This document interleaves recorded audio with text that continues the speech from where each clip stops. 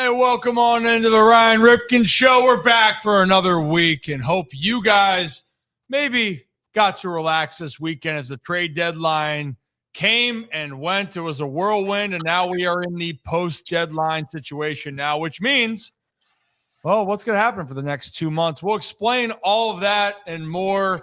Specifically in Baltimore, there's news that just broke yesterday that Grayson Rodriguez is out for the rest of the season. I know he hasn't yet this year. We'll get to that. And then on top of it, we will talk about, in this case, the Yankees are having some struggles, to say the least, as they continue to kind of spiral. And Aaron Boone was with John Boy Media and Talking Yanks, but they might be having Aaron Judge coming back as well. Then we're going to get into a little bit of football, foosball. It's right around the corner, and most teams are starting their preseason slate of games this week, but still two storylines are around how players are not paid, and this kind of can be stretched across all sports, but right down the street in Washington and out there in Dallas, one player that feels undervalued, or both, I should say, and both are looking to cash in or be traded elsewhere. All of that and a whole lot more. So if you're new to the channel,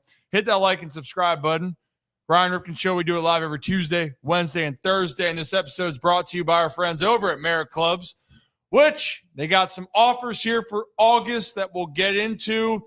If you guys don't want to lock into a full year-long deal, that's okay. How about you look at a little month-to-month action for that discounted price? Feel good? Well, I think it'll feel better when we hear from the other sidekick in this.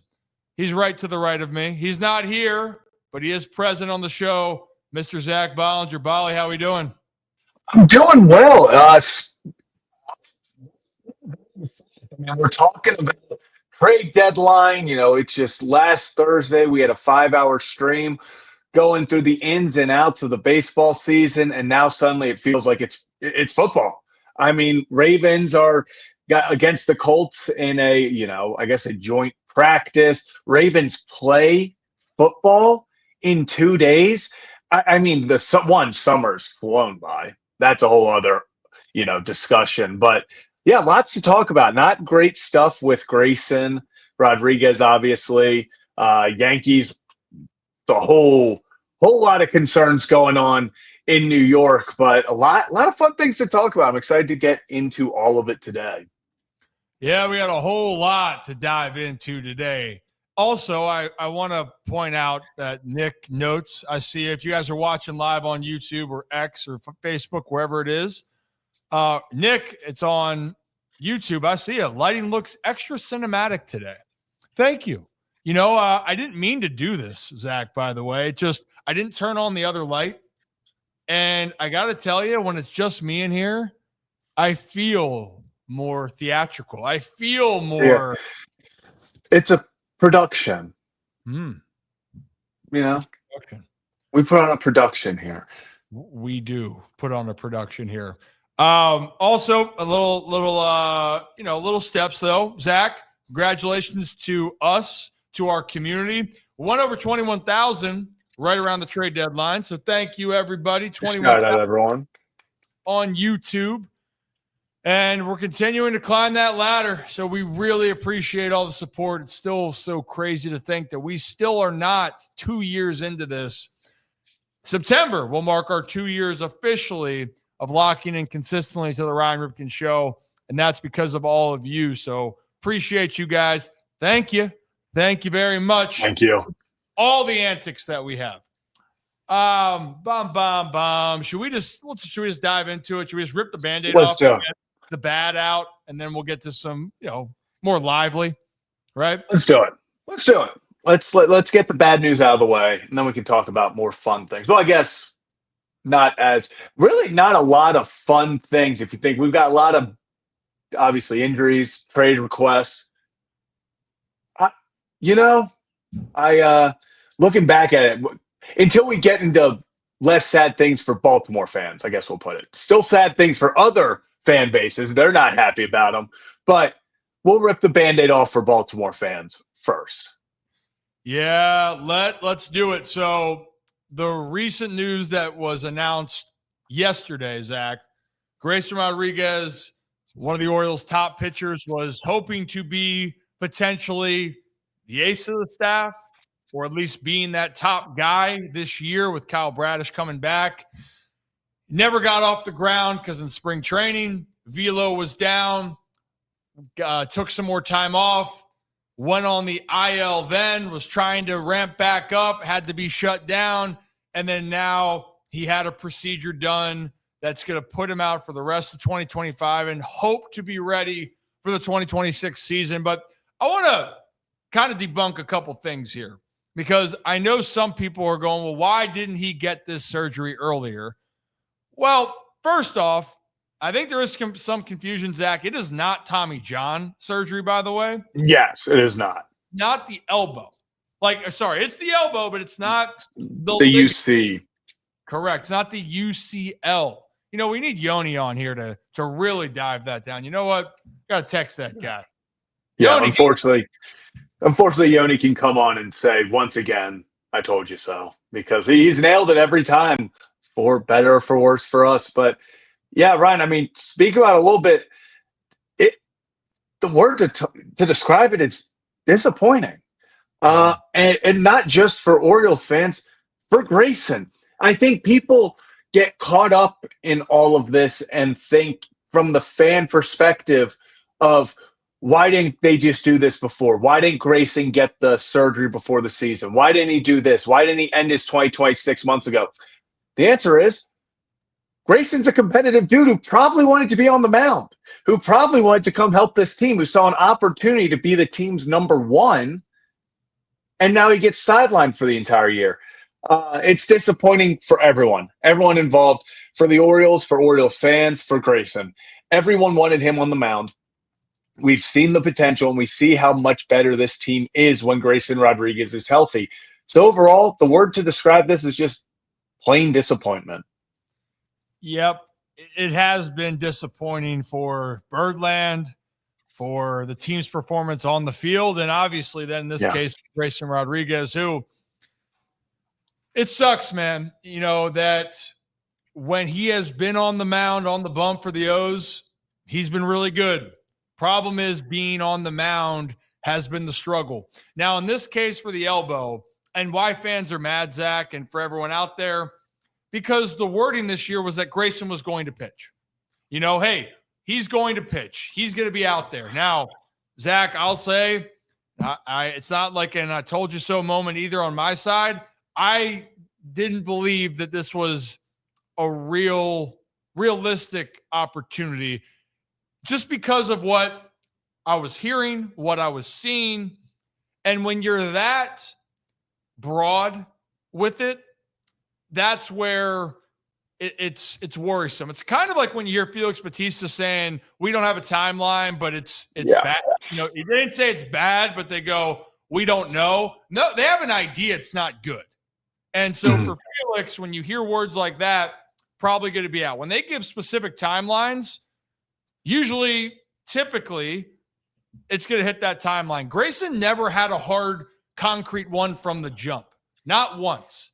And in this case, so people can understand, they were hoping if you can avoid surgery in your arm, shoulder, that isn't a UCL or a rotator cuff, you try to do that, because it's just another time of going underneath the knife that you don't want to, or you don't need to. In this case, though, clearly the problem wasn't getting better, so they're going to go in there, clean some things up, take out some, even what, Zach, some bone chips that are a part of it. Yeah, it's very cryptic too. I honestly, wholeheartedly, they looked at this and go, this is weird. Like this is an unusual pitching injury, and I think that's why it's led to being so long, Zach, is that it's not. It would have been simpler to go, yep, rotator cuff or labrum, shoulder, lat, UCL. But in this case, they're like, well, what the hell is this exactly, and what's the best case for it? And I think that's what led to this taking so long. I don't think, Zach, by any means the Orioles were going, oh, let's deliberately wait this out, and oh, wait, we might not have Grayson going into next year. That was definitely not their plan. I think it genuinely was, how do we best go about this? Because they got not just opinions from their own doctors, Zach. This was second opinions, third opinions, going outside. And this is a lot of the high medical staff just unsure of initially how to go about this. Yeah, I mean, I've heard some things where it is a very similar procedure to what Danny Coulomb had last year for the Orioles, where it's just kind of taking some chipped pieces, maybe some cartilage, I believe, and trying to get the excess out, trying to give the elbow room to heal. So, yes, this could be anywhere I've seen 2 to 6 months. And you hit the nail on the head there, Rip. The Orioles did not go into a meeting and go, what if we just wait off for a little bit? What if we put next year's start in jeopardy just to see what happens? They thought this was they weighed their options. They consulted, and this is not Mike Elias. They did not go to Mike Elias and say, hey, here's the records, or here's what they found. You make the decision. This is doctors. This is like you said, second, third opinions, higher up medical people who are like, hey, we don't know what this is. Hey, maybe you can do this. It's one of those things where this wasn't the Orioles' plan to screw this up and like, oh, we want to lose him for even longer. They thought they were making the best possible decision, waiting it out, seeing if he could potentially avoid going under the needle. It didn't work out that way. But I will say, Rip, you just kind of felt once they said, Grayson Rodriguez is getting a second opinion. Has there ever been a good second opinion? I don't think I've ever seen a pitcher go get a second opinion on an elbow and come back and be like, actually, it's perfectly fine. He's ready to go. Usually if they're getting second opinions, like you said, it's because they're going, oh, that doesn't look right. We got to see what other people think. So overall, this is the reality. You didn't have Grayson Rodriguez for the end of 24, didn't have for all of 25, and now the best hope is that you have him to start 26, and that's where you have to take it from here. 2025 is gone. They lost that. You got to focus on trying to get into 2026 now for Grayson. Yep. And from the jump, Zach, that was the whole plan. Like, just get healthy, whatever way that's going to be.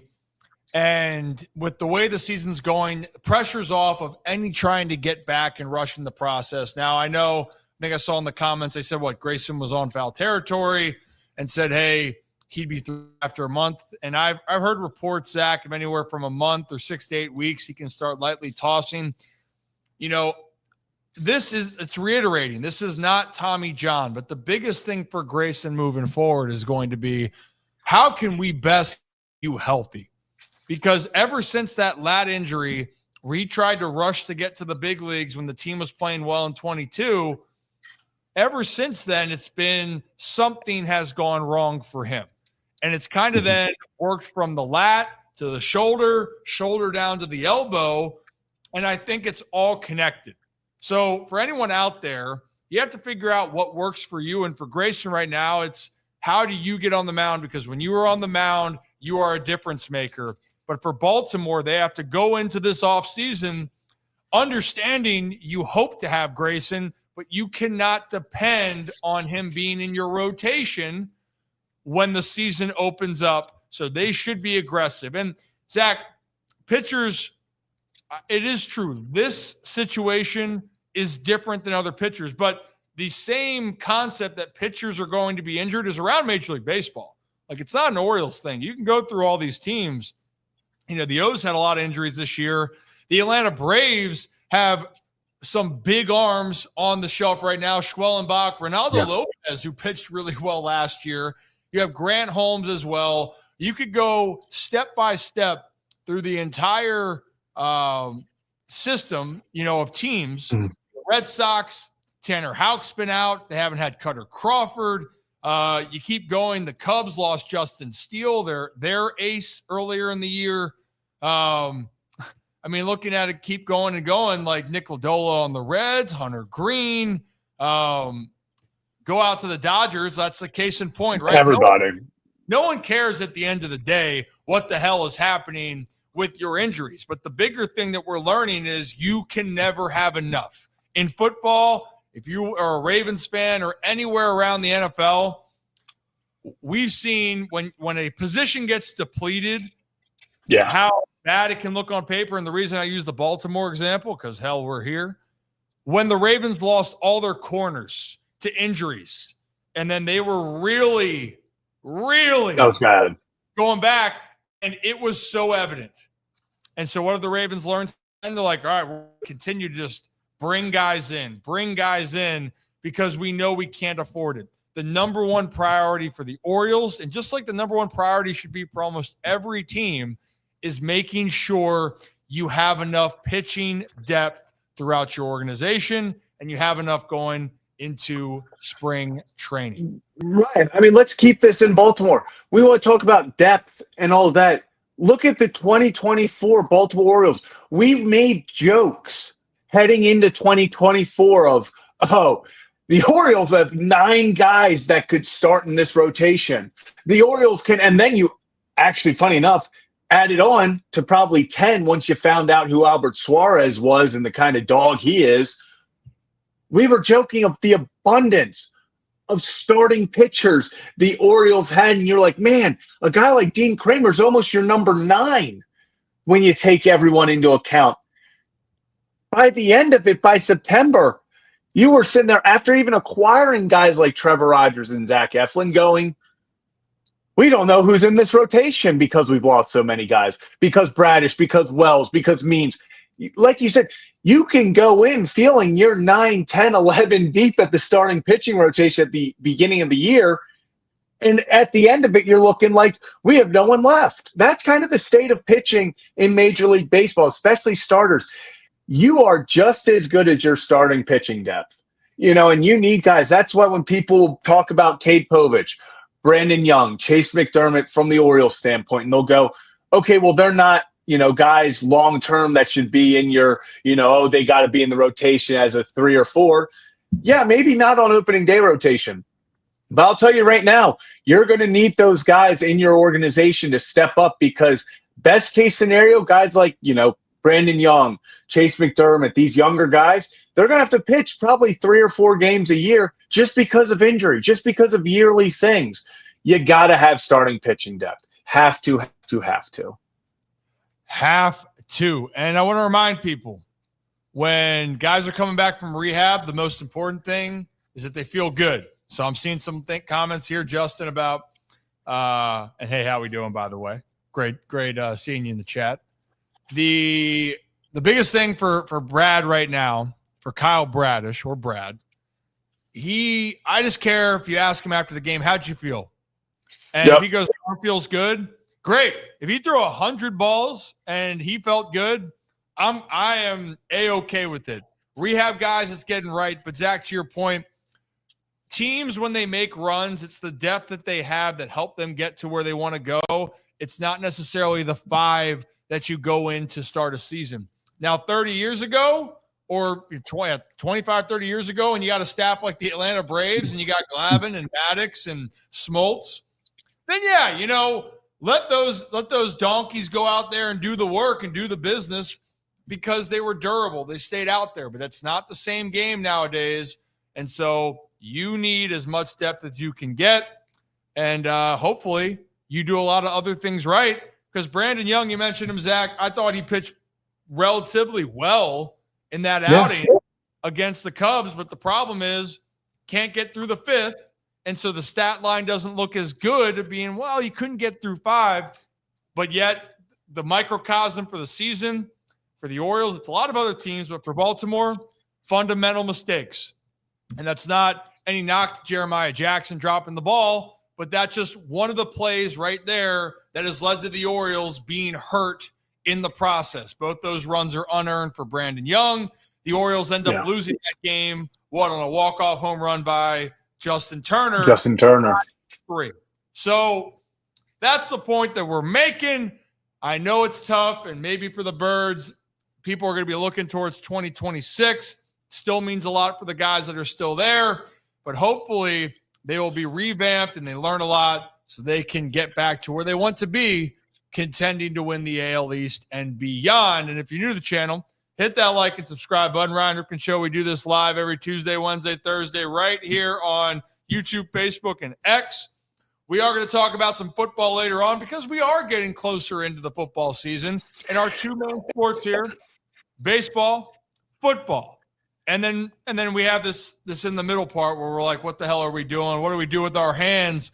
Ricky Bobby style, Zach. But actually, I wanted to touch on this because we haven't yet.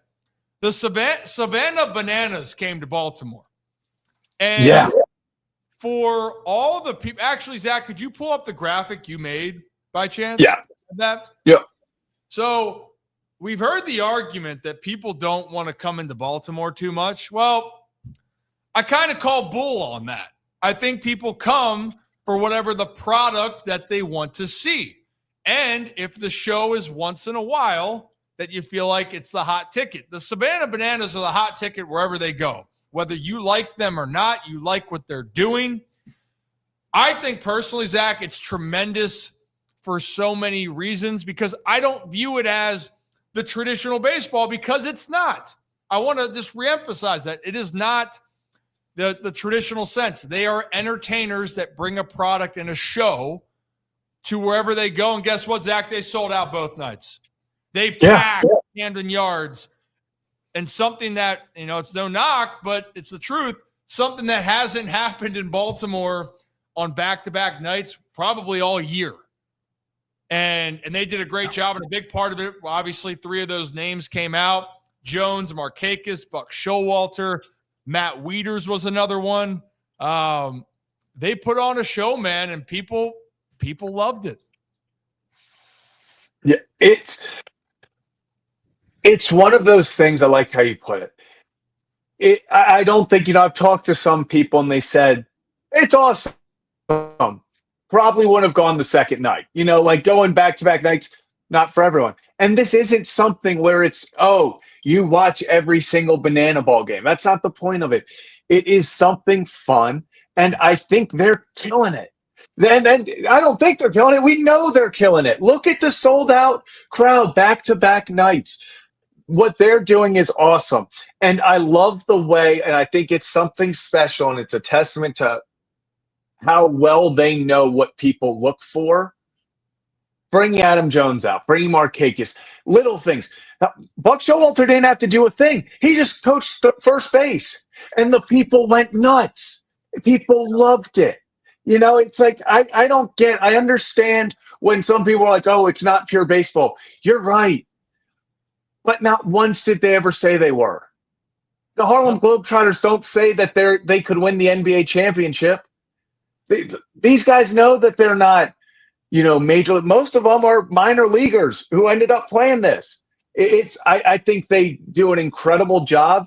And when you come to a place like Baltimore, for you to know the fan base well enough to know who to get. I mean, Nick Markakis, one, looks like he could still play. Matt Wieters walk-off. It's just so much fun. I do think it's genuinely growing the game. I know that some people are like, oh, this is ruining baseball. I see absolutely no way how this is ruining baseball. If however many, let's say of the 45,000 fans that went, if 100 kids in that event sat down, watched this, and just have a slightly more interested in baseball after this, it's a win for the sport. So I love what they're doing. Yep. And one thing I want to, because I'm actually going to pull up one of the videos from the night, Zach, because I think it's great. I think it's awesome to see. And for where the whole picture of this in my mind, right, is when you're looking at it from the grand scheme of things, what's the most important thing when you talk about baseball? When you talk about the expansion of the game and growing it, you want to expand how a person can be a fan of the sport, right? So you can have what I loved about what happened in Baltimore is you had fans that love baseball go to the event. You had fans that were little kids that love the entertainment part of it, that they just, maybe it's the dancing, maybe it's the theatrics. But in that process, they might have become more of a fan of what baseball entails. It's like a byproduct of why you went, but it has another lasting impact. Maybe those kids will then love what the game of baseball has to offer. And also, too, with families and those that go to this, at the end of the day, you want to feel involved. You want to feel entertained. And that's what the Savannah Bananas did. And they've gone to each city and also pulled at the nostalgic chords of the communities by bringing out these legends. I mean, Zach, hell, how about Matt Wieters in this case coming up here? And I'm going to fast forward the video. Now, but here's Matt Wieters, and we're just going to keep it on mute. But looking at Matt Wieters coming out, a huge ovation. So there's all the Baltimore fans that are so happy that he's coming out, right? That's awesome for him. And fans get to relive some of the best moments with some of their favorite players. Like, look at that. It's a show. It's amazing. And all smiles, which at the end of the day, when you're playing in the MLB, yeah, it's about wins. I get that. But we also just talked about when players get traded away, that what do you remember when those players get traded? It's how they made you feel as a fan watching them play. Here's the example. People are cheering because they loved Matt Wieters as a player for the Orioles. And then what's even cooler in the situation, Zach, is that he cashes in this situation. I was going to say, Matt Wieters, hey, infield drawn in, just hit it where they're not. Hit it hard, Matty. And it's a walk-off. I mean, we've seen that a few times in Camden Yards, Matt Wieters walking it off. And that's the thing. It's the nostalgia. It is. Like, it's about how the players made you feel. I was actually watching on television. I was watching on television with my girlfriend, and they announced Adam Jones up, and I literally stood up in front of the TV to watch the at-bat. Like, it's about how they make you feel. And it was like, why are you this locked into a Savannah Bananas game? I'm like, I'm not locked in on the – I could care less about the game. It's like, I'm watching Adam Jones take a live at-bat again. Like, that's what mattered. It's seeing Buck Showalter back out there getting the ovation. Buck Showalter being in Camden Yards again as a coach. Nick Markakis taking an at-bat again. Matt Wieters with the walk-off. It's not the fact that you go to the Savannah Bananas game because you hope for great baseball or you hope for, a certain team to win. You go because things like that. Because a moment where Matt Wieters, Adam Jones, Nick Markakis, Buck Showalter walk out there, and suddenly, I mean, I think that one fan going nuts for Wieters that they panned to kind of encapsulate it all. It's that feeling of, holy crap, this is happening. Like something you never thought you'd see again. Matt Wieters walking it off in Camden Yards. Like, that's the cool thing about it. That's what I love about it. Yep. And that's why it is good for the sport. And it's a difference. You go out and play baseball and you play the sport, there's rules that you're going to have to continue to play by. But out here, it's how do you bring others together? But in the process, they might fall in love with the sport in their own way. And if they don't, that's okay. The Savannah Bananas, Zach, like with business, I've been following them a lot because, like, all right, I'm going, how do we make our community better? And one thing I love that they do is they continue to say, our fans first. We're trying to make this an experience. Hell, they brought All-Time Low out. They bring concerts out to each show because that's another element that they can bring to the game. So even if you don't like maybe their product, that's fine. You don't have to.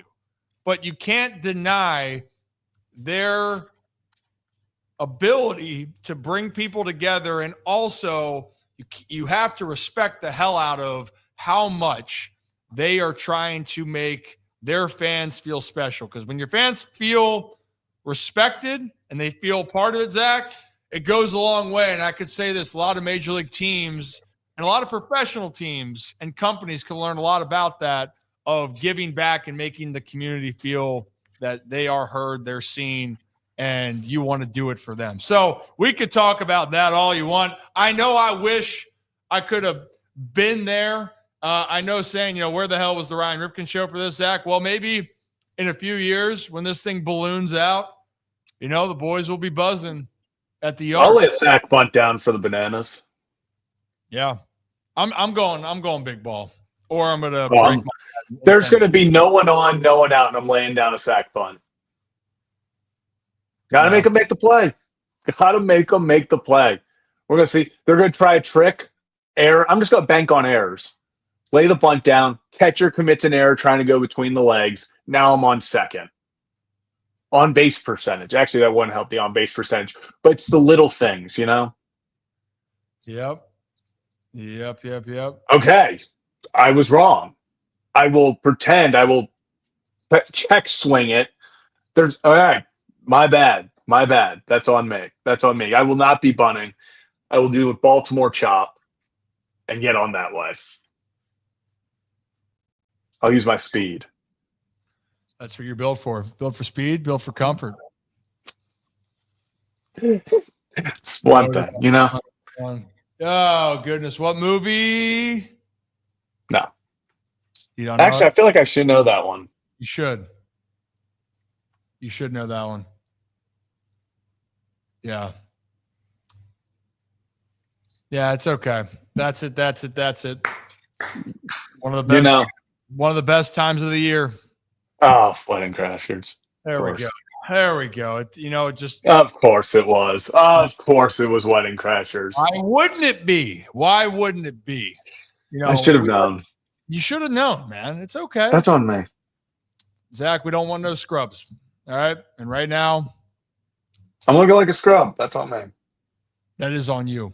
Well, this is not on you, Zach. How the Yankees are performing after the deadline is not on Zach Bollinger. You might be adding a little hex because I know you love to have some Yankee hate watching and you love to participate in their downfall. I'm not that way, but I have really been following how infuriated Yankees fans have been over this stretch run. And it's not just the last 4 games, Zach, where it has been bad. It's been a kind of a stretch run since Aaron Judge went down. The goal is obviously right. He's on the way back here. But the Yankees, man, are really, really hurting. They are not playing their best ball. And actually, Talking Yanks and the John Boy Media talked to Aaron Boone about one of the moments, and it was that game down in Miami. If you watched it, it was crazy. How the hell did they lose this game? And they talked about being a little bit disheartened. So I'm going to play that clip for you guys, and then we're going to talk about what the hell is going on in the Bronx. In Miami, and then the out at home plate on the send where he was dead, and then the Jazz play. After that, the rest of that game and next game seemed like kind of broken-spirited team. Like it seemed like it was vibeless and energyless the entire rest of those 13 innings. So yeah, I agree though with a little bit of that assessment, like that loss kind of just being a little disheartening, and that's the part where we've got to okay, screw that, get over yourself. This isn't feel sorry for yourself time. I agree. It ain't feeling sorry for yourself time, Zach. You don't like it, play better. Wake up, idiot. Yeah. Tough love. I just first off, I want to say shout out Aaron Boone for still doing that with those guys. Even during these tough times, so many, I give him so much credit for sitting down because they don't just kind of baby the conversation. They'll go, they'll go at it. They go at it sometimes. So good for them. It's a very real side of baseball they get to see. They do. And I give Boone a lot of credit because I know a lot of people in New York or fans aren't a big fan of him. The players love him. I can guarantee you that Boone is definitely getting in their ass more on what we have to do. However, though, if the team keeps going out and losing the way that they have, they wonder how well is the message being received. Well, the Yankees did make it to the World Series last year, Zach. So got to give them credit. where credit's due. But right now, they are losing momentum here in the American League as they continue to try to chase not only the Blue Jays, Zach, but the Red Sox. The Red Sox are ahead of them, and now the Texas Rangers are creeping up, creep into the wild card picture here. And actually, Zach, let's pull up that graphic that you had for the Yankees. Yeah. And it's June 1st. We want to talk about team struggles. Yeah, and go ahead. Since June 1st, I want to start out with the most overall and obvious one, 25-31 record. So 25 wins since June 1st. Not the best. In fact, since June 1st, here's some teams that have more wins than the Yankees. How about with 30 of them, you go up the Baltimore Orioles, actually the 7th most wins since June 1st. Doesn't feel like it. How about the Pittsburgh Pirates? Maybe the Cleveland Guardians, who had a 10-game losing streak in the middle of that. The Athletics, the Royals have as many wins. Cincinnati's been hot since then. That's the what did I end up? It's the, I think, 8th worst record in baseball in that time period. 4.55 team ERA is abysmal. 24th in the bigs. 2.45 average, just dead smack in the middle.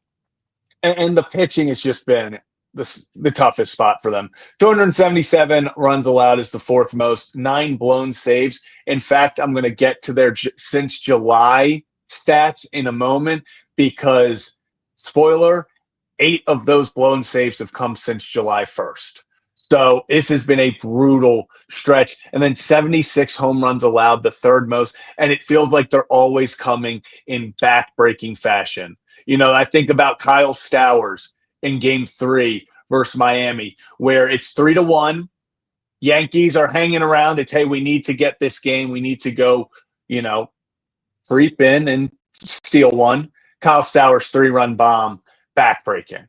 It feels like it's over. And then let's, real fast, I'm going to take this since July 1st because here, let me go for pitching. Their ERA since July 1st is 5.85, which is the 3rd worst in baseball, in front of only the Colorado Rockies, who play in Colorado. And the Washington Nationals. Since July 1st, it's been bad since June 1st. That's when the struggles really started to fall. But, Yankees are 12-17 since July 1st. They have 8 blown saves since July 1st. We've talked about base running, mental mistakes. Defense has been atrocious at times.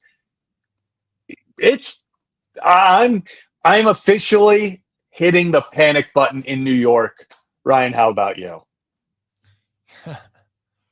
They need Aaron Judge. They need him because, yes, they obviously are having their struggles before, but at least when you have the MVP of the league in your lineup, it can diffuse issues because he usually helps them win games. But, on paper, Zach, the Yankees still have a lot of good pieces. They are still banged up. No one feels sorry for them at all. But how about this? The blown saves thing for me is crazy. And they just acquired pitchers at the deadline. And, they bolstered their bullpen. You could argue that they're the best bullpen in the American League or in all of baseball. I still think the Mets, with what they did, it puts them at the top, Zach. But, dude, what happened when they came over? It was like they caught that contagious thing that's going around where they're just home run-itis or just giving it up, whatever, giving it up phobia. It's like when, I don't know why I thought of like arachnophobia where you're afraid of spiders. It just feels like the Yankees were afraid of playing the Marlins. Is there a phobia for Marlins? That was the first time the Marlins have ever swept the Yankees. Now, the interleague play has been different, but think about that. Never a sweep, ever. Marlins, Kyle Stowers, star. star, but it's going to be interesting to watch, man. I think for the Yankees, I'm not going to fully panic on the sense that they can't get into the playoffs and win and get going. But the problem is of when you look at the divisions and the wild card of where they are, you don't want to get into the situation where it's down the stretch and things get tense. And what are you going to do? Because right now I want to pull up the standings of where New York is compared to other teams. And that wild card, it's getting close, Zach. It is getting close. So if I'm going to pull this up. And obviously, as always, when I move, you move. Just like that. Just like that in 3 seconds, as always here. Always under 3 seconds. Whammy, dude. I mean, Cleveland, without Clase, with them feeling that they might be sellers, they are 2.5 out, and there's Texas. Texas is Who's right playing there. New York? So if Texas wins this series, they keep winning. The pressure's only going to build for the Yankees. It's a huge series for them. The Royals are trying to get back into it, right? But the Yankees here, now you're chasing Boston and you're chasing the Blue Jays. So the Red Sox are just hot right now, dude. They're hot. Humming. There's humming, and then there's what they're doing. The Boston Red Sox. And then there's the Orioles. They're right in it. They're 9 games back, right where they want to be. Just where we got them. Just where you got them. That's what they thought yesterday. Tie game in the 6th inning, right where they had them. And then Schwarber went nuclear. Yeah. And absolutely just, woo! That was something. But who remembers that game? Yes, I know. I see things about the Orioles bullpen right now.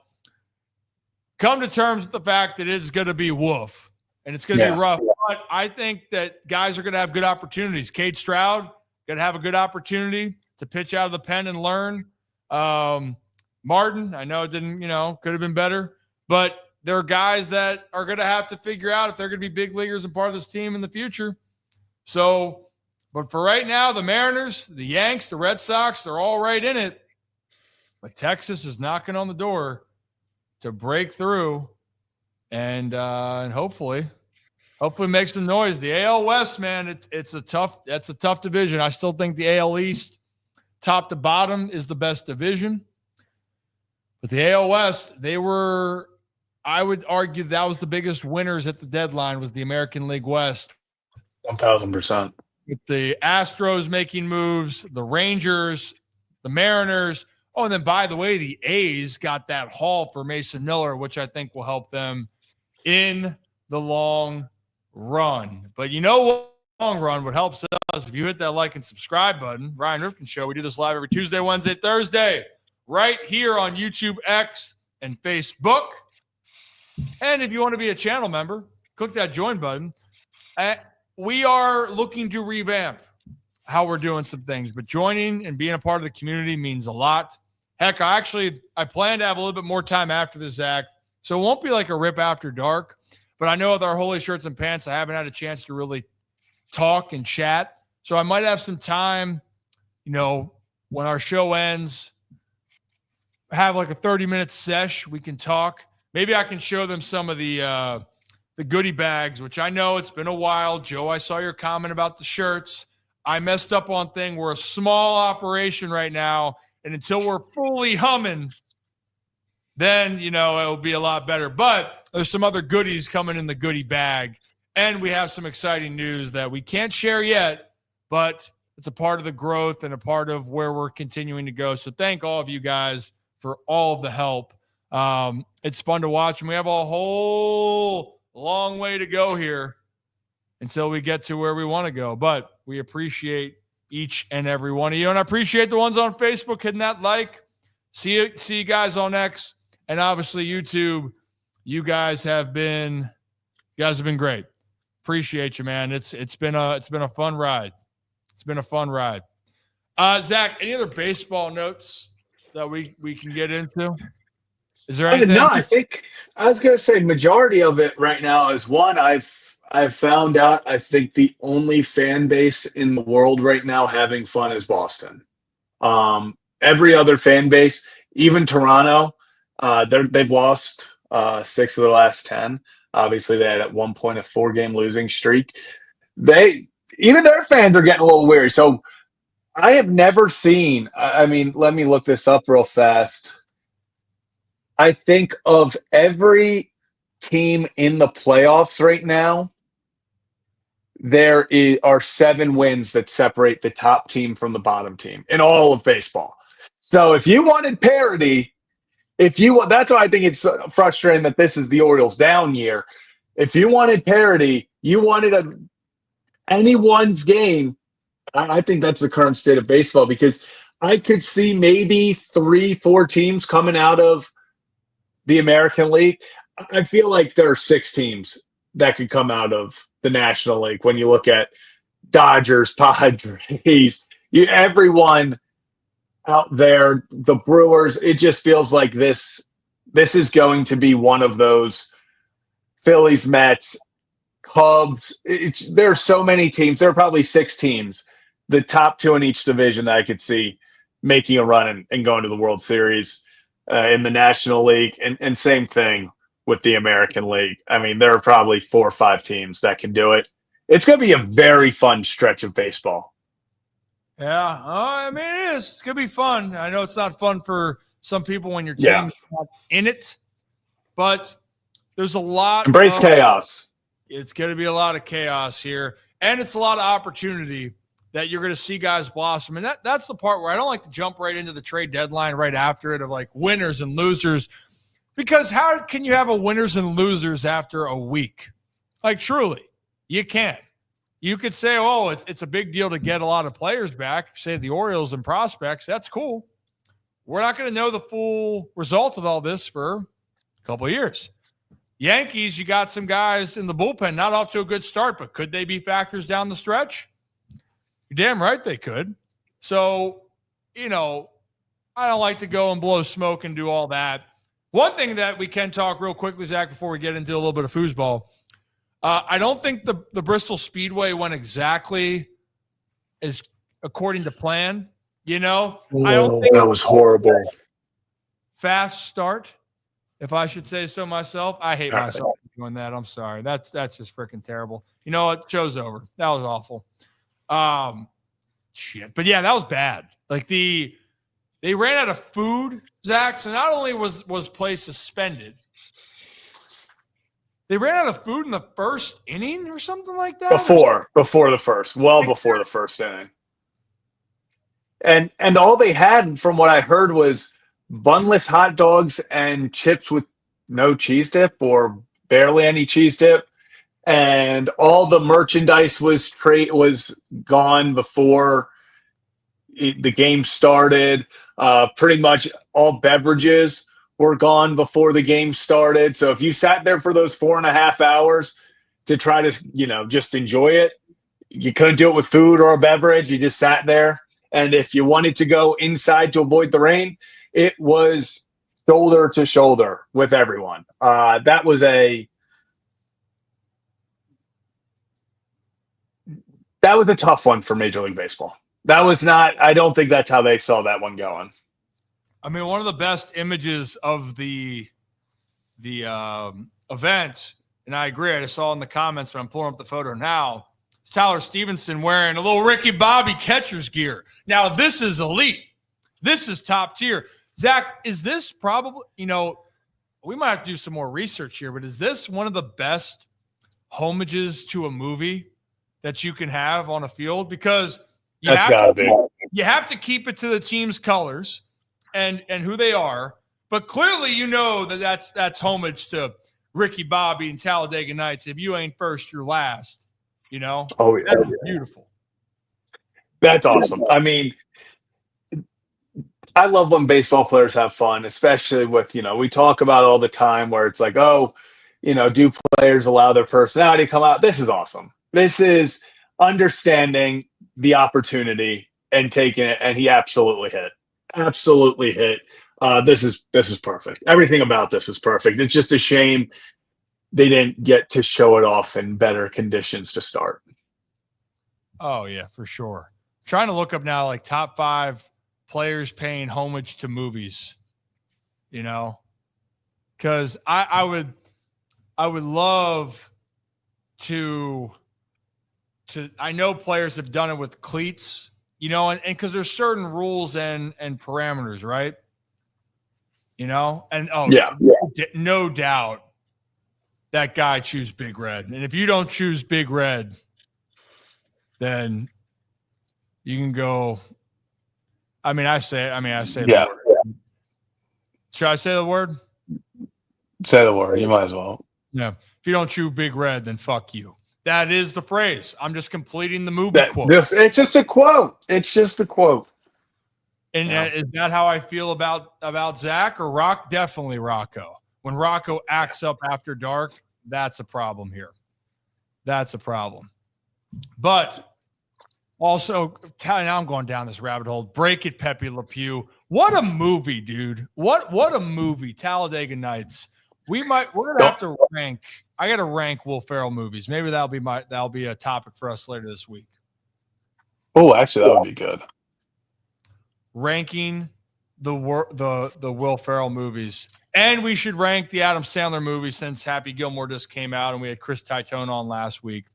No, actually, that's a good one. That's a good way. We should definitely do that. Write that down, everyone in the chat. Write that down for us. Someone message Kevin to write that down.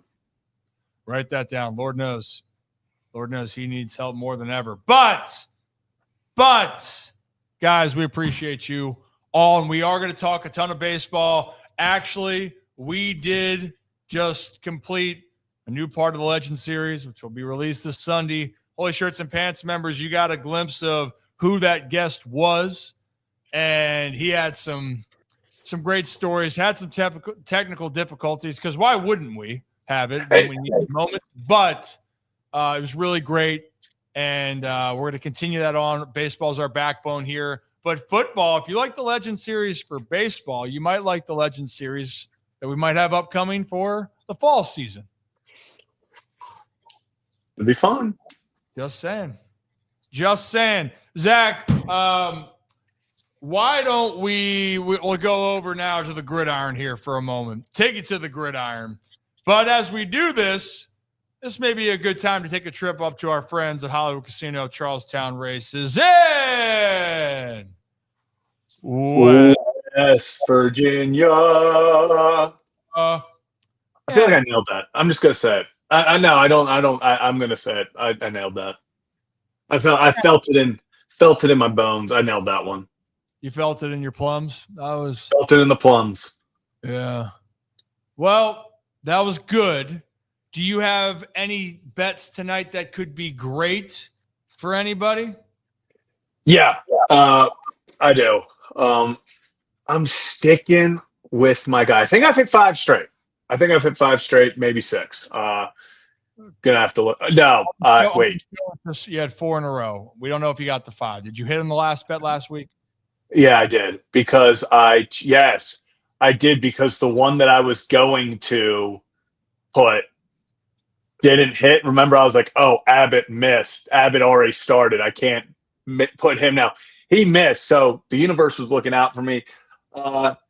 Nick Hurts, baby. I can't get enough of this kid in Washington against a tough matchup in Mackenzie Gore. But I just think that this athletics team is playing so well. He's hitting the cover off the ball. I'm not sure how long Gore's going to be in if they work him, but I'm liking Nick Kurtz. 2+ bases. Lock it in. We're going to keep the streak alive tonight. Keeping the streak alive. We're hoping for all of our cases here. Well, mainly for anyone that wants to tell you. And if they do want to tell you, Zach, I've been messing this up recently. Over and under 3 seconds, obviously.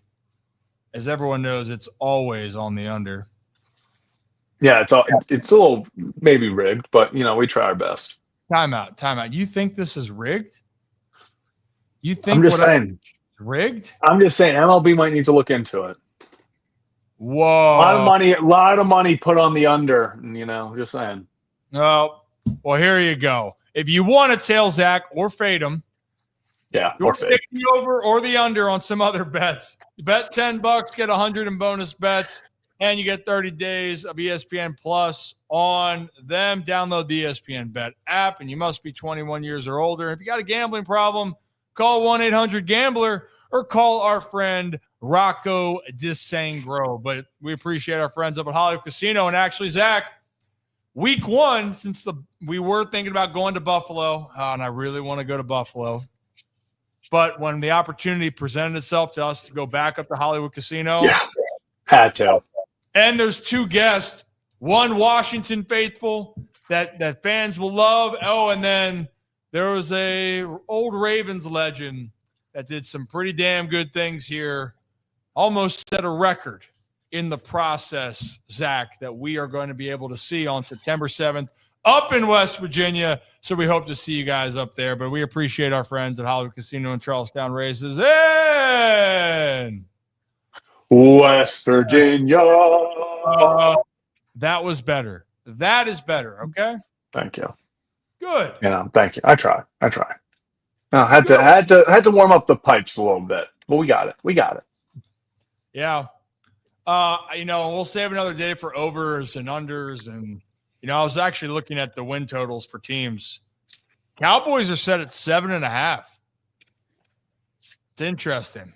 7.5 for them is one that I am eyeing because I'm just curious. And another one that I wonder if it's going to change depending on what happens with their star receiver, Terry McLaurin. Washington's at over under 9.5 victories, Zach. And I kind of want to bring this conversation up. Yeah. Kind of relates to all sports. It's not just football. It's baseball, basketball, whatever the sports where you feel like you're being valued and you're not getting paid. But in this case, the two storylines as teams are starting joint practices and all that good stuff, there's two names that are livid with their teams, at least from a PR standpoint. One of them being Micah Parsons with the Cowboys, and then the other one being Terry McLaurin, who has just been the face of the Washington franchise because at one point, the football team, the Commanders, I don't know if he ever was on the team while they were still the Redskins. Zach, I'm losing track of when the team name changed. But the point being, those are some bad years for Washington, and the face who has done so much for the community as well as his play on the field has been Terry McLaurin, and he wants a new contract. And he's now since requested trade, and Micah Parsons did the same thing. So maybe we go with Micah Parsons' comments first, Zach, where he just went out on X and just aired it out and had his notes and said, hey, appreciate Dallas and the fans. Do we have the tweet right there? There's I forgot how long this was. Yeah, I was going to say it's 3 pages worth of stuff pretty much saying that everything has gone wrong in the negotiation. And I'm going to say it, Rip, 90% of the time I say that when a player requests a trade, it is just negotiation tactic. If you read it, this sounds personal. This sounds like he does not want to be there, and he feels like the Cowboys have wronged him and kind of messed up. And I think in a lot of ways, you can't argue with him. Mm-hmm. It is a tactic in this case, right, where guys want to demand. And we'll get to Washington's case because I do think that there could be some tactic play involved there with Terry. But with Dallas, I think that they'll maybe get it done. But this has been a MO that a lot of former players have come out, Zach, and we're like, I've kept things quiet for a while, and now I'm glad Micah's speaking his piece. Hell, didn't CeeDee Lamb tweet out from this and be like, pay the man? And not like just like, oh, pay the man, he deserves it. It's taking a shot at how the Cowboys went about their business of getting to this point. And they already had struggles on defense. I think losing one of their best players, and that is their best defensive player, it's not really the recipe for success, Zach. But Yeah. here the Cowboys are, and it's August 5th as we're recording this, and Mike is pissed off. And then Scary Terry in Washington. And I mentioned how much of a role model he was for the community, the carousel of quarterbacks that they had, and all he did was go out there and produce, and all he did off the field was be a staple, foundational individual that represented the team, the community, and just showed his leadership skills.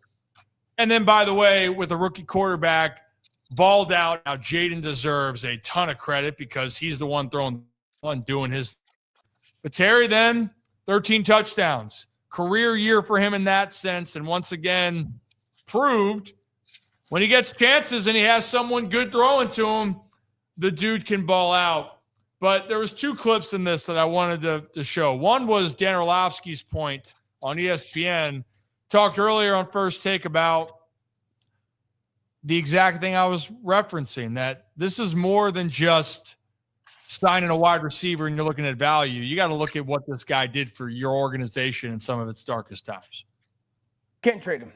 And this is one of the dumbest things that has been a part of the NFL this offseason. It's one of the most maddening situations that I have been watching this NFL offseason. It ain't that hard. And I have had people disagree with me on that. And it's not that hard.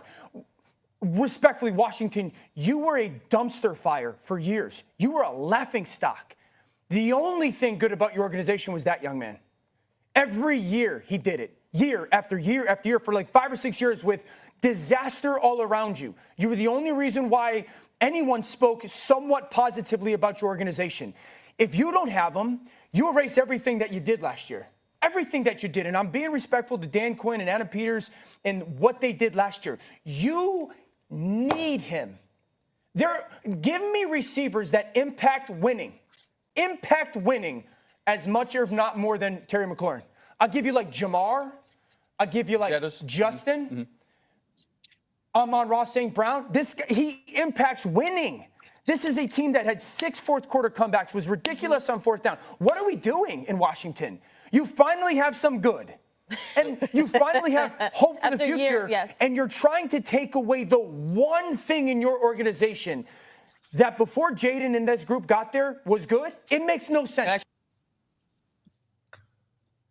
5 straight years, Terry McLaurin had over 1,000 yards receiving, Zach.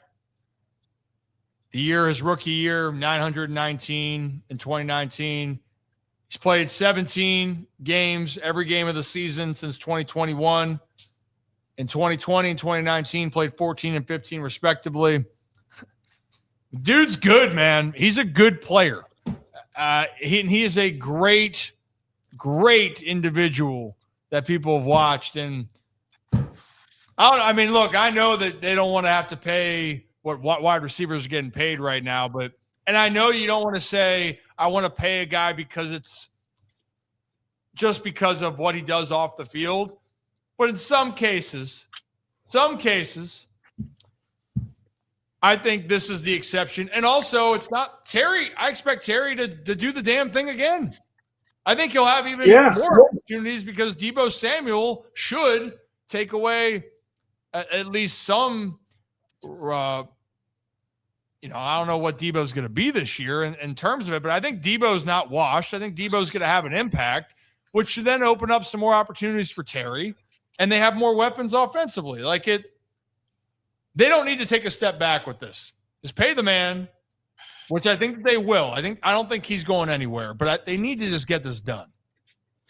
Yeah, I mean, you need to get it done this year. I agree with Dan completely. It should never have been to this point because all this is a distraction now.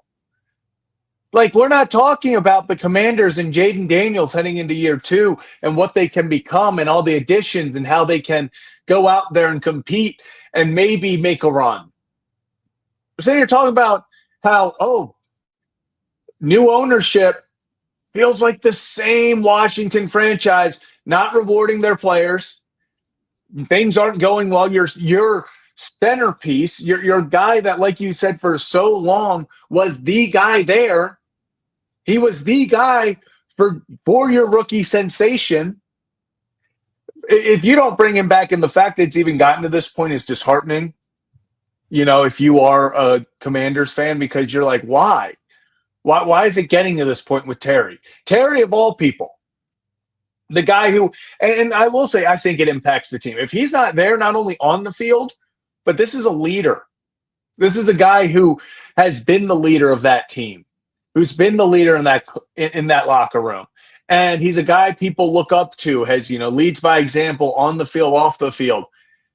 It's a lot more than just losing stats if you lose Terry McLaurin. It's losing one of the faces of your franchise. It's losing one of your leaders. And I think it would push Jaden Daniels back a lot developmentally if you get rid of his most dangerous weapon by far. Yeah, you can't undervalue Terry. And I mean this in the most respectful way, because I think Jaden Daniels is unbelievable, and I think he's a top quarterback in the league. But then you can't overvalue Jaden in the sense that you get rid of the top option and he's just going to go out there and have success. How do you take your game to the next level in year two? It's with everything. You take away a weapon and a good player, that's going to be harder on a young quarterback. That's just the way it works. CJ Stroud, everyone was ready to crown him, right, Zach? Where, he's going to take this gigantic step. CJ Stroud's a dude, man. I expect him to be a beast this year. But everyone overvalued maybe what CJ Stroud did in year one, and they undervalued what it means to have protection around the quarterback, being able to run the football, and being able to have other pieces that can allow him to continue to grow as a player. Jaden Daniels is spectacular. They can win games without Terry. But a guy that 13, what's the big part of the field? The red zone, the red area. Yeah. 13 tutties and losing your number one guy is not something to just push aside. Jaden and the Washington Commanders can have a lot of success still, but you can have more success with your leader in that organization on the field. And Zach, I think this deal is going to get done. I just hate the fact that here it is, it's August 5th, and they're trying to wait this out. And I saw this comment here from Scott on Facebook saying you could say the same argument about the Orioles. At the end of the day, like, this is a part of with fans and the experience, right, Zach? Yeah. Fans gravitate towards players. The team wins. That's the number one thing for fans for the most part. Your team wins. Everyone's excited. But what's the other part of it? The players that make the experience. And at some point, they're not going to be the same guy. I just saw with Adam Jones came back into town. The Orioles made the decision that they were going to move on from Adam at one point. Was Adam pissed off about it? Sure. Wanted to finish in Baltimore? Sure. But that was that business sense. And yeah, Adam wasn't the same player he was the 5 years prior. In this case, Terry is still in his prime. I know wide receivers, you worry they get closer to 30. He'll be 30 in September. He's still right in the middle of going out there and being really, really good in the NFL. Now, if he was 32, 33, and you're looking at a contract, okay, it's a different part of this. But 2 more years of Terry, I can see him playing at a really high clip. And I don't blame the business, but these are the part with fans. They love that man. Just like in Dallas, team's not playing well. Well, they love Micah Parsons. The dude's a beast. But you piss people off long enough, can cause issues. But at the end of the day, Zach, money usually talks. Usually. Baseball, it's so hard because arbitration and how that's all structured, I think, really messes with so many things. I honestly think for baseball, that's for a different time. But hot take, I think the arbitration and that setup actually leads to more players wanting to chase the bag more because they got so underpaid early on. There you go. Whammy, Zach. There it is. Just like that. Just like that. Chaz Michael Michaels is figure skating. Boom. Blades of Glory. That's got to be in the top. That might be in my top 5 with the Will Ferrell movies. Oh, man. That's hard. I just thought about how many movies he's had. I really have. I know we're off subject here with this, but that's okay. Whereas we kind of there's only so much you can talk about with preseason with football, just like with spring training with baseball. I saw. What? I'm assuming we both saw Nate Wiggins. Yeah, somebody hit somebody, baby. Yeah, I guess Nick Moore called it yesterday on the Ravens live squad show. I guess he was talking about maybe some chippiness, maybe seeing if that'll happen. It's a fight happening on the first day, and listen, during joint practices, there's going to be a fight every single day. That's going to happen. These guys have been hitting each other for the past 3 weeks. You finally have someone else in front of you. It's hot. It's humid. No one wants to be out there after some hours. Everyone's sweaty. People are a little uncomfortable. You're tired. You're still getting in the, motion of the season. It's going to lead to fights. So, you know what? It happens. I'm not looking. If we were playing Kyle's big deal or not, this is not a big deal. That's just that's good old fashioned. There you have it. That's training camp football. I kept wanting to say spring training, but it's not. It's not. And we are going to get Nick Moore back involved with us on a consistent basis. He's been chomping at the bit, but Nick saying, "Oh, when are you going to have me on the show?" It's like, buddy, you're a part of it, so you just two-way street. Yeah, just literally text. Hey, come on board, man. But Ravens actually and the Colts with the joint practices, they're playing in Baltimore on Thursday, and that will be a sight to see. Everything is churning up here in August, and actually a week from Thursday, Zach, stop traffic with the BMW Championship. Hey, how you doing? That's going to be in Baltimore.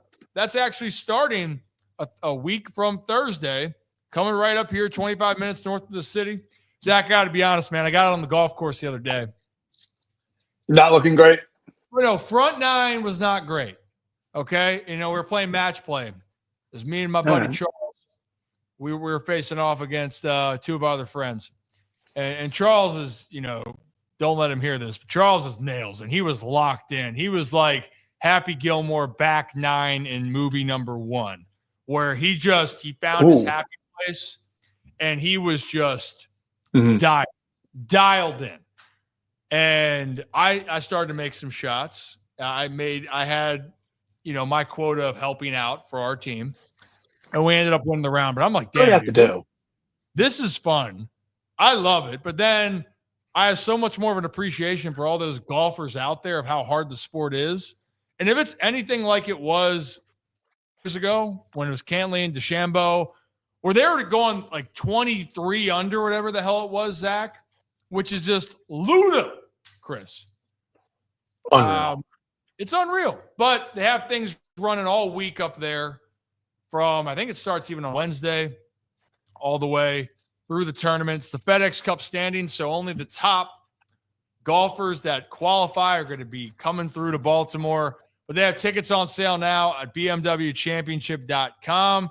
And just a reminder for people, if you buy a ticket and you bring a child 15 or younger, you get a free entry for that child because they're trying to grow the game. That's neat. One of the things that I love is for all the military members, first off, thank you for your service, past and present. If you provide that you are a military veteran or that your presence there, you get complimentary access up there for the rounds for BMW. So a lot of great ways to give back. And they had a scholarship award that they raised money at BMW in Baltimore because it's about people helping people. Zach, you know this. Baltimore helped raise the most amount of money at $5.6 million last year. Hey, how are you doing with all of that? That's awesome. That's awesome. Fires me up. Yeah. Okay, not fire you up. Yeah, how does it not? How does it not? I love it. But I'm looking to get up there. But go to bmwchampionship.com. Practice rounds are going for about $30, and the rest of it, there's a lot of different tiers. Check out what's available and what's in your price range, and see up there Caves Valley Golf Course, which is off of Caves Road. go up there and check it out. Can't wait. Week away, baby. Week away. And then the Ravens play this Thursday. It's crazy, man. I was going to say, that's the Nick Moore one. Look out for the undrafted rookies this year. I mean, they're coming for you. It's so crazy that football is already back. I mean, I'm seeing my entire timeline right now on Twitter is just Ravens and Colts highlights back and forth. It's joint practices across the league. I don't even know. Is it me, or does it just over the past 2 weeks, even when it's been super hot, I swear it feels a little bit more like fall, simply because whenever I turn on the TV, I think there's just football going on. It's giving me that weird feeling of, I think, I'll just say it, I think because the Orioles aren't doing too hot, I think the city of Baltimore specifically kind of moved on a little bit quicker to football than we would be. Because a year ago, eyes were still set on the prize. You know, we were still looking October baseball. You know, everything was right in front of us. It was all right in front of us. This year, not so much. So, are you sure you're not a Yankees fan right there? Because it is all in front of you. It's all right in front of them. At the end of the day, it's just right in front of them. Certainly is. It's going to be fun. We're going to have a lot of football coverage, and we're going to make it even into an experience for all fans out there. We're going to change up our show times as we get closer and having our Sunday festivities. That's our plan, to bring that all back here.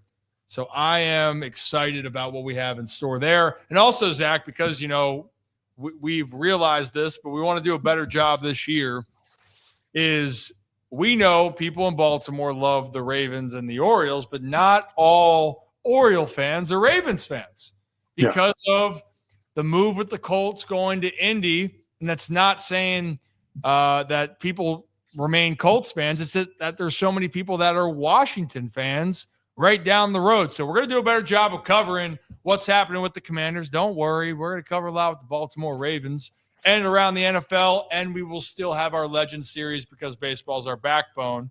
So you new to the channel, hit that like and subscribe button. Ryan Ripken Show, do this live every Tuesday, Wednesday, and Thursday right here on YouTube, Facebook, and X. I mean, Zach, I think we're getting close to wrapping up. I was going to say, go ahead.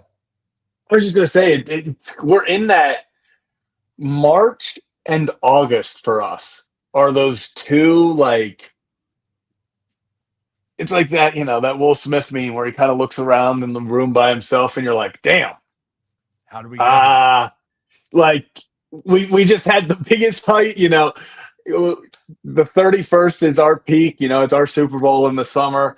And, you know, we're sitting there, you got everything in the world to talk about. I mean, we couldn't go 2 seconds without something new talking about. I mean, we were breaking some trades, and middle of us talking about it, 2 seconds later, a bigger trade breaks that we then had to reverse ship, get on that path and go. And now it's crazy. Just 4 days later, and we're sitting here like, yep, this is happening. It's just, August is such a weird time, especially for baseball, because this is the true dog days. And unfortunately, we haven't even hit the true dog days. Probably about a week away from the true dog days, because right now everyone's still in that, fun, shiny new toy when it comes to the trade deadline pieces, new players, all that fun stuff. Orioles fans, I'm still, at least even me personally, Basayo, Beavers, guys like that, you're looking forward to things. In about a week or two, it's going to really hit that you're like, wow, baseball season's just kind of going, and we're going to be at that point 2 games into the preseason. After the first preseason game, let's be honest, the first preseason game you're all a little hyped up for, you're a little giddy for, you're like, okay, we got preseason football, like there's, football. And then like you get to the second one, you're like, can we just get to the regular season? So dog days are coming. Dog days are coming. It's like Game of Thrones. Winter is coming. Winter is coming. Dog days are coming.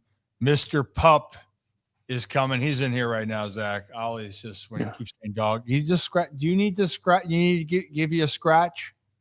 He's just staring at me. We played a little fetch in here before we started the show.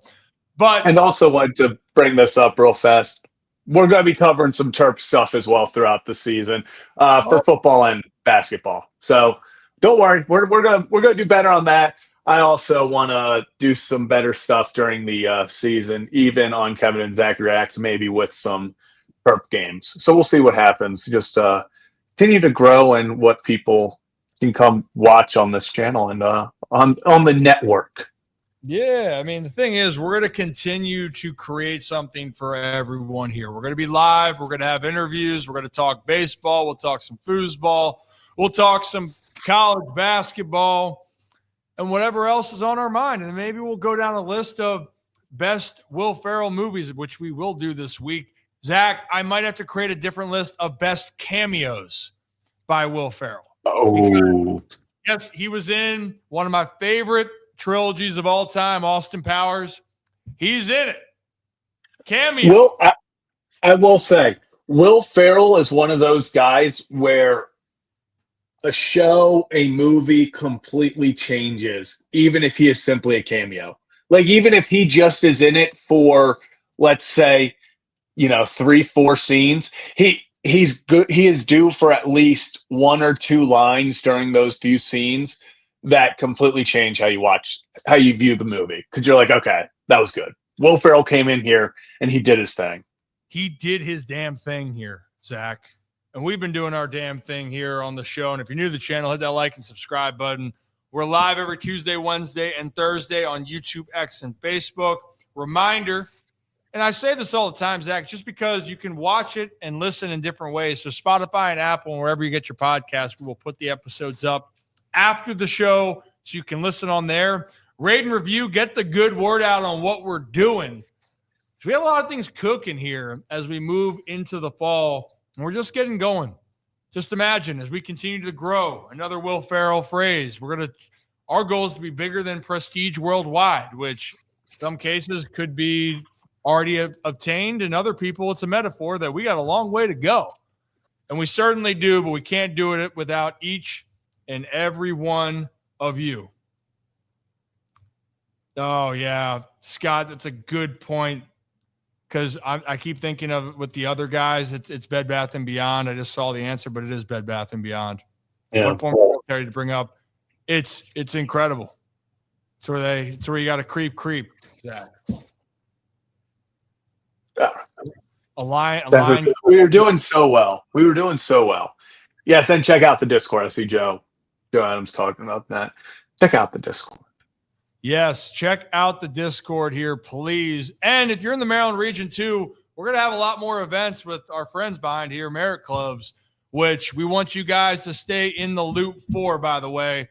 And actually one of those things that they just started for this month, Zach, we got some other events coming up with them. For the month of August, they're actually allowing, month to month is like frowned upon by people, right? It's like, yeah. We're going to jack up those prices for you. And then you're like, okay, well, I'm out of here. Well, Stop Traffic, they are saying, screw it. We'll give you the discounted price for a year, month to month for this entire month. If you start right now, I think you can save it's like a lot of money you can actually save, but they're giving the discounted price, which you could get for the year for going with Merit Club. So I'll explain more of that on our show tomorrow. They've been great. And let's just say, Zach, we might be getting a little frisky in future days. And tomorrow, I guess I can share my my boxing for those that haven't seen it. Your boy packs a punch, not well, but he can pack a punch. I like how you put that. The punches were packed. They were paid. It's just whether or not they were delivered. Yeah, we might just have an episode here, a show of just solely Will Ferrell quotes. I think we might have to do a show one time of just, especially during the dog days, where a majority of it is just us looking back at old things that we have filmed over the time, whether it's on the show, us elsewhere doing dumb things at the Super Bowl, at spring training, all that stuff just throughout. We're definitely already doing some of that at Rip After Dark. But we definitely could bring a little taste of what that is. Hell, for Rip After Dark too, Zach, we might have some old Rip teammates joining Rip After Dark for a little bit of how you doing. So if you're new to the channel and I see Cube right now, 15 months, man, appreciate you. Appreciate Holy Shirts and Pants members, no regrets. Not even a single letter. Not a Will Ferrell reference. Not even. Great movie. Fantastic movie. We're the Millers.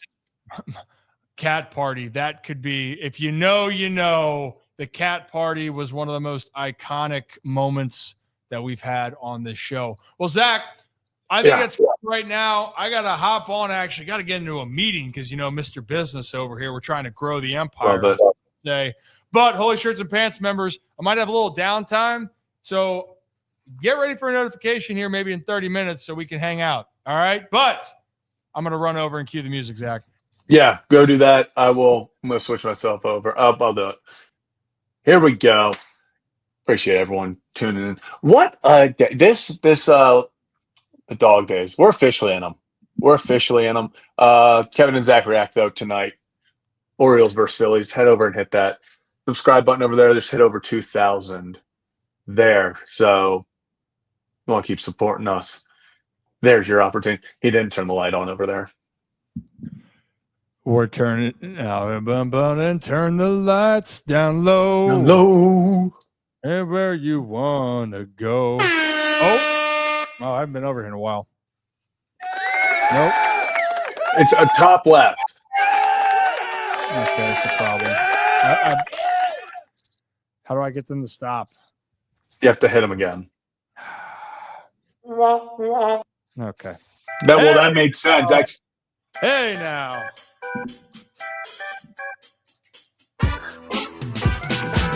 As always here at the Ryan Ripken Show, have a day, have a night, have a great stinking rest of your Tuesday, and guess what? Stop Traffic will be back to do it all again with you guys on Wednesday's show. Be good. Be good. Go